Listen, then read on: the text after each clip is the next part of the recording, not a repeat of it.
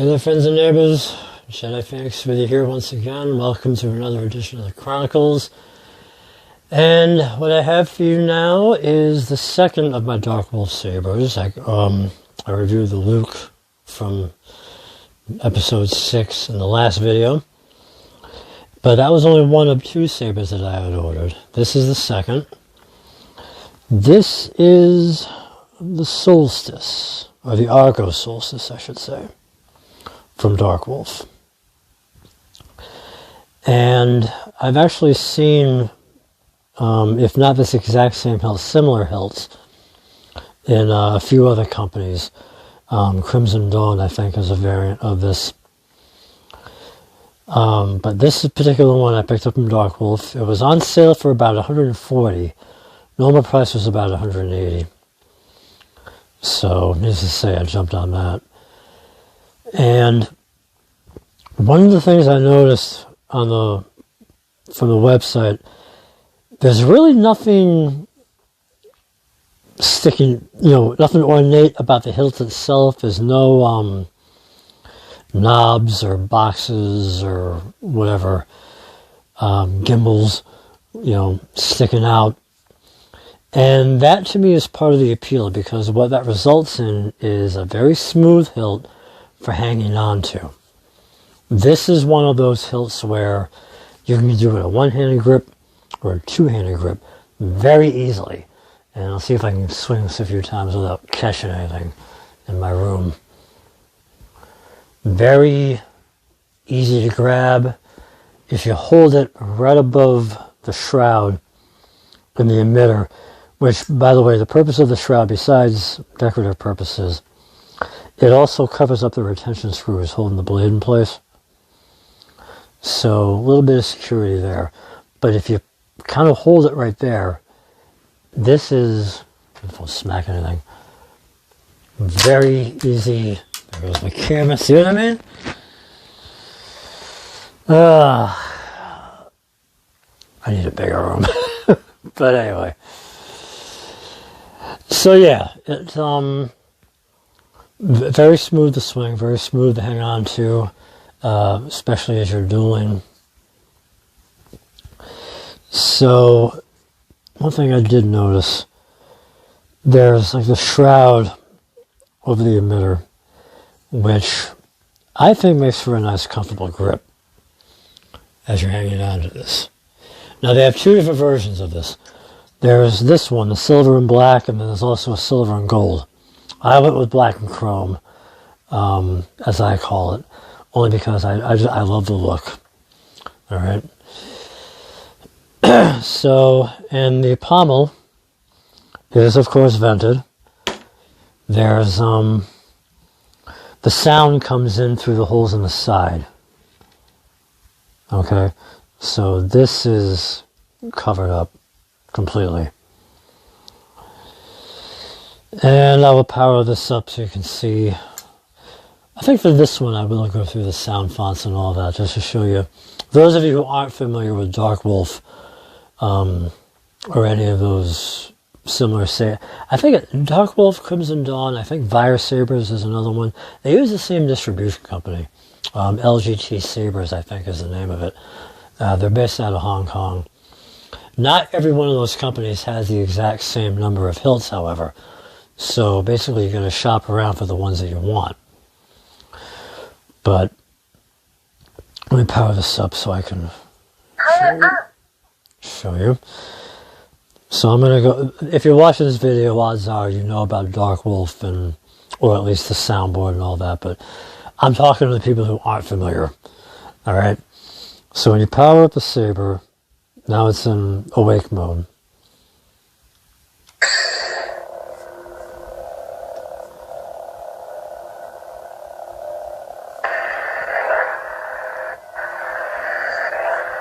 Smooth swing.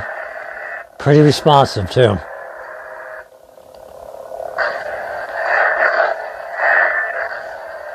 There we go. And as I mentioned in the last video, one thing that I've noticed, you really gotta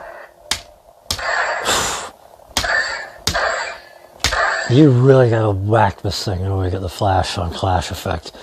Not something I'm crazy about, but that's a minor quibble. So while the saber is lit, if you tap on the button, you get as if you're blocking the blaster shots. While it is lit, if you hold it down for 2 blinks,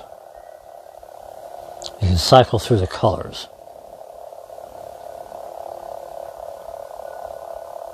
And then you just push the button again when you get to the one that you want. I'll just let it go through so you can see. For this one, I kind of like a washed out blue, like a blue-white effect. Not completely Guardian blue, but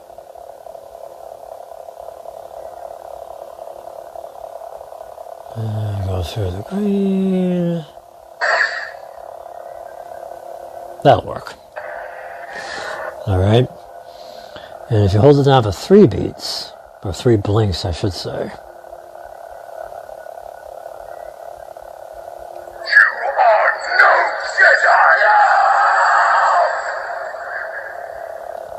So you get dialogue based on whatever sound font you have on here. Go through one more. You would be wise to surrender. Yeah. Probably. Now if that sounds familiar, you can probably tell I have this on the Jedi Fallen Order font, Cal Kestis. So I'll power this down. I'll just go through the Saber fonts so you can get an idea. 1, 2, 3, 4. The Force is with you, young Skywalker. But you are not a Jedi yet. And that, of course, is Luke's from episode 6.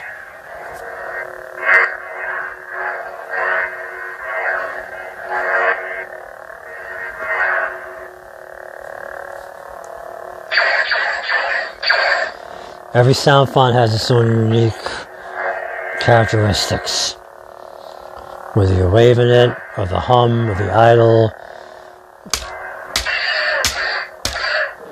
the flash on clash. I'm not gonna do that again. I'm gonna bust my hand before I bust the blade. So I'll power this down. Next up. You have something I want. If you haven't seen Mandalorian, I don't know what you're waiting for, but if you have seen Mandalorian, then you might recognize that as, of course, the Dark Saber.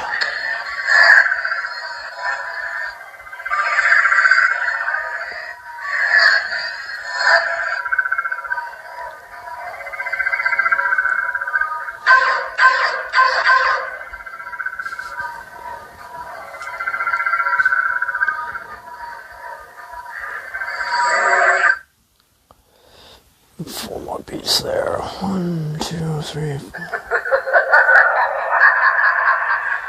That, of course, being Palpatine.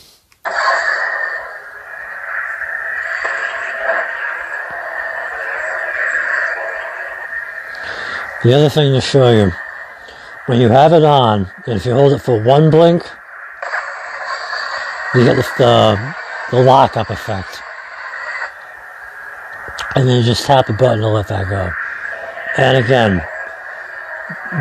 how it sounds is different with every font.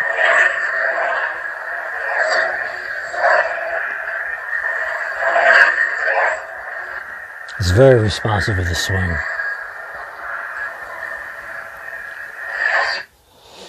What else we got here? Rey Skywalker. Okay, that's Rey's.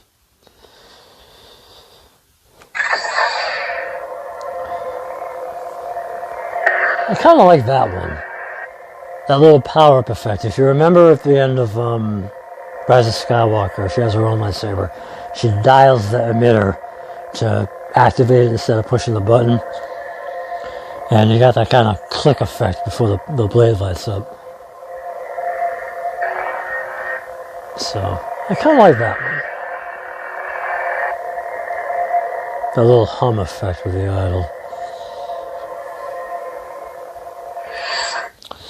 What else we got? 3. Okay. So that's Leia's. The startup effect is a little like Luke's from Return of the Jedi. The hum is completely different though.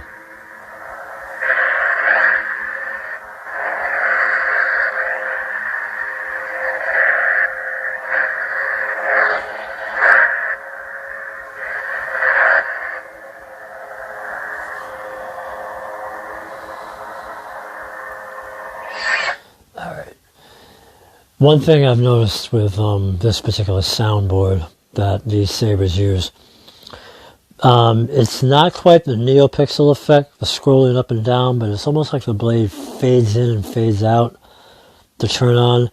I kind of like that. It's a very cool effect, I think. I've been waiting for this day for a long time. Okay, so if I'm going to do Kylo Ren's, this is one of the things I got to show you. If you hold the saber for, I think it's 2 blinks. Pulse. So that gives your blade a pulse action.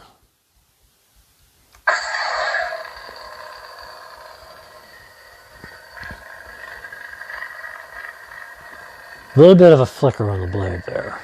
I don't know how the camera... Actually, you know what? With the camera, that turns my blue almost into white. So,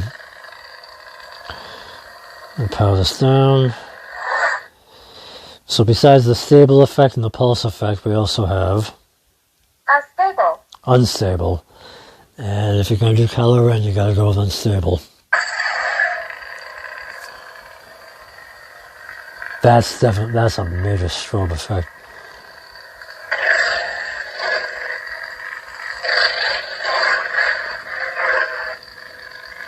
And turn the light off in here so we can appreciate how unstable this is.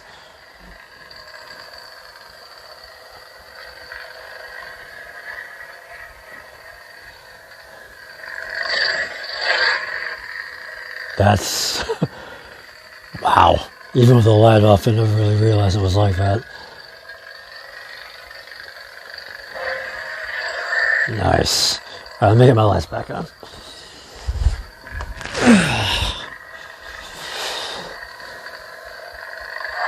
Alright, let me get back on stable here.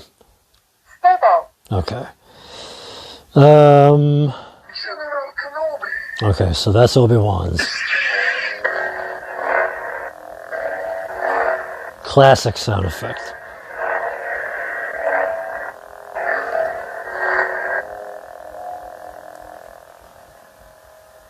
I have the high ground. Kind of like that with the dialogue.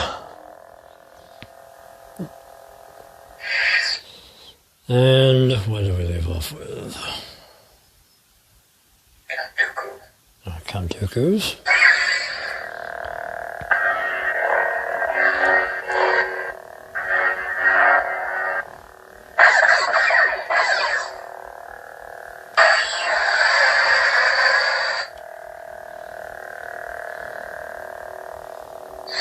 And finish this off with... I'm Cal Kestis. Finish off with what I left it on in the first place.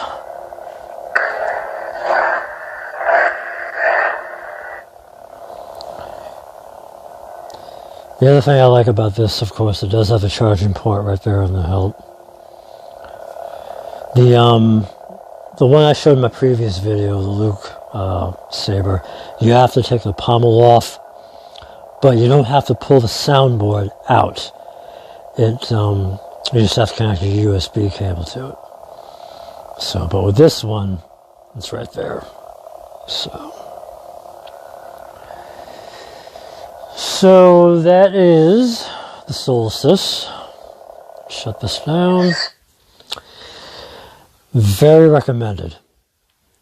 If you're looking for nothing too flashy as far as little stuff on the hilt, but if you're looking for something that's got a little bit of presentation to it, Like I said, I love that black on chrome look. And very easy for both hands. Alright. I really recommend this one. I really like this one. So, check it out, and I'll give you one more look at it.